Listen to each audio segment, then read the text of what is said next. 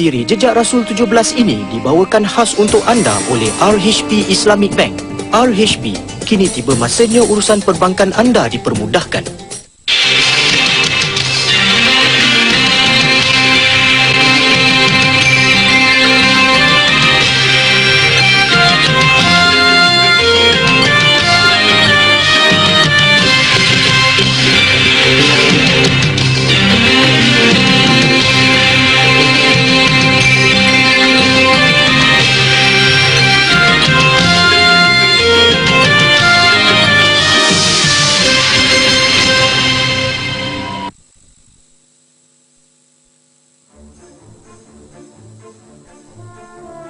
Perjalanan di bumi Tatarstan kami teruskan bagi mencari bukti awal kedatangan Islam di sini. Kami kunjungi masjid terawal yang dibina di Kazan, diasaskan seorang imam berbangsa Tatar pada abad ke-18. Inilah Masjid Marjani yang dibuka ketika zaman pemerintahan Catherine the Great. Ketika tanggapan negatif terhadap Muslim Tatar di kalangan pembesar Rusia belum reda, Catherine the Great mengambil langkah drastik dalam pemerintahannya. Beliau memperkenalkan polisi toleransi dalam agama dan mengikis pandangan buruk terhadap umat Islam Rusia. Catherine memberi keizinan kepada rakyat membina masjid, sekolah agama ataupun gereja. Namun beliau tidak meluluskan sebarang peruntukan dari kerajaan dan masjid ini akhirnya dibina dengan bantuan derma umat Islam Rusia. فتح هذا الجامع في عام تقريبا Masjid ini dibuka pada tahun 1778 sehingga di zaman komunis pun masjid ini tidak ditutup. Alhamdulillah. لم أغلق هذا المسجد. Alhamdulillah. Masjid Marjani sempena nama ilmuwan Kazan yang juga bekas imam di masjid ini, Sihabuddin Marjani.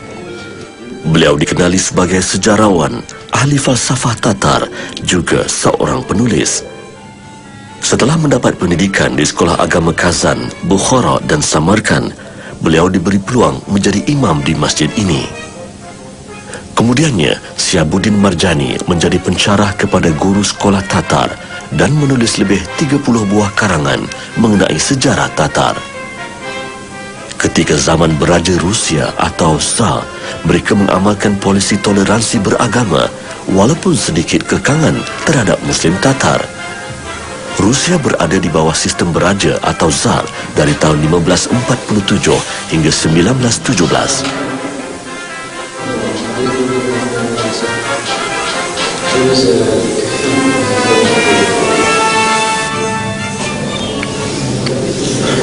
Berdekatan dengan Masjid Marjani ini terletak sebuah madrasah yang dibina Sihabuddin bagi mengajar anak-anak Muslim Tatar. Ilmu agama, sains dan kemanusiaan menjadi teras pendidikan sekolah bagi keseimbangan ilmu agama dan akademik.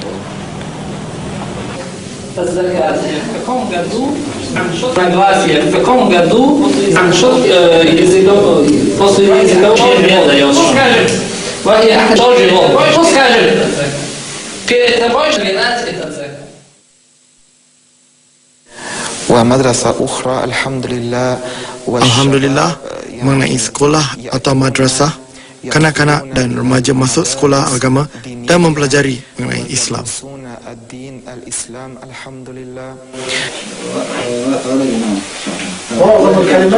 Ar-Rahmanir-Rahim, bağışlayıcı, rahmet etkuşu Allah, Malik Yaumiddin, Qiyamat Kununun. Inilah tafsir Al-Quran yang diterjemahkan ke dalam bahasa Tatar bagi keperluan pelajar madrasah ini.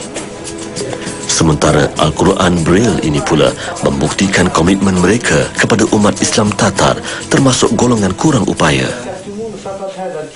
Ini adalah Quran Braille yang ada dekat sekolah ni.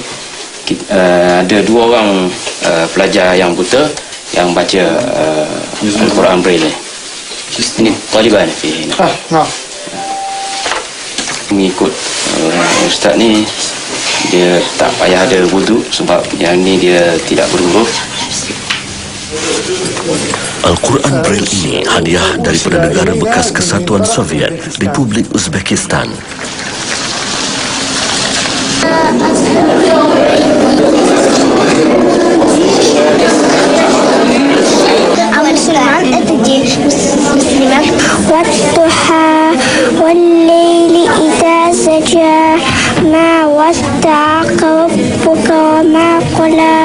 وللآخرة خير لك من الأولى